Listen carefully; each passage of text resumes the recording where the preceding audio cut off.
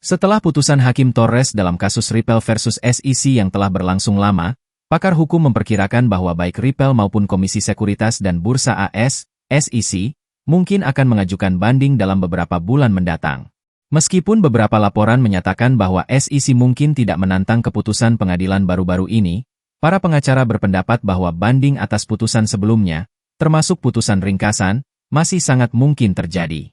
Pengadilan Distrik Selatan New York baru-baru ini menyelesaikan kasus ini dengan memerintahkan Ripple Labs untuk membayar denda sebesar $125 juta, jauh lebih rendah dari $2 miliar yang awalnya diminta oleh SEC. Meskipun pengurangan denda ini dianggap sebagai kemenangan oleh Ripple, pengadilan juga mengabulkan permintaan SEC untuk perintah larangan.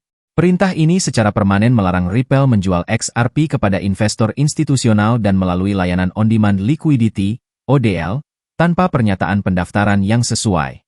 CEO Ripple Brett Garlinghouse dan Kepala Bagian Hukum Stuart Alderoty menyatakan kepuasan mereka terhadap putusan ini, menekankan bahwa pengurangan denda mencerminkan pengakuan pengadilan atas tindakan berlebihan SEC.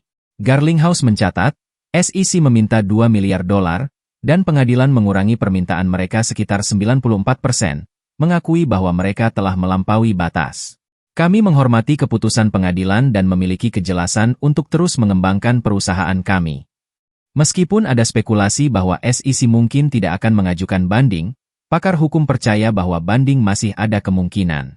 Bill Morgan, seorang pengacara yang mendukung XRP, menunjukkan bahwa baik Garlinghouse maupun Alderoty tidak membuat pernyataan tegas mengenai langkah selanjutnya dari SEC. Mantan pengacara SEC Mark Fagel menambahkan bahwa lembaga tersebut memiliki waktu 60 hari untuk mengajukan banding setelah putusan dan masih bisa melakukannya setelah Ripple membayar denda dalam waktu 30 hari. Fagel menyarankan bahwa jika SEC mengajukan banding, pembayaran denda mungkin akan ditahan hingga banding diselesaikan.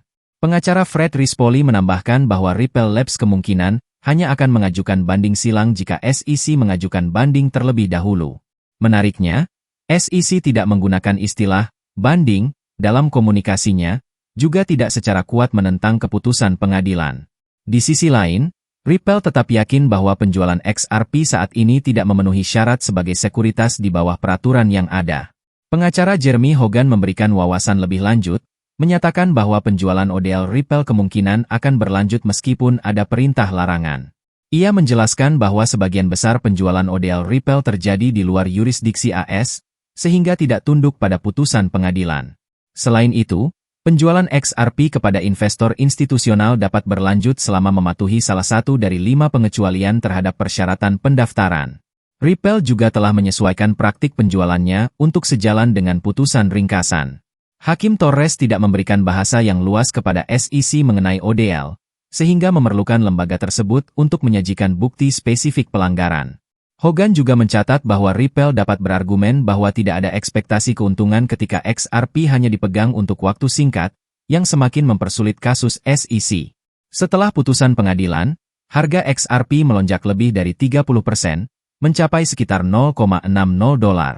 Namun, meskipun lonjakan awal ini, volume perdagangan turun 56% dalam 24 jam terakhir, dan harga menunjukkan tanda-tanda kelemahan. Analisis dari CoinGate menunjukkan bahwa paus mulai menjual kepemilikan mereka, yang berkontribusi pada tekanan penurunan saat ini pada XRP.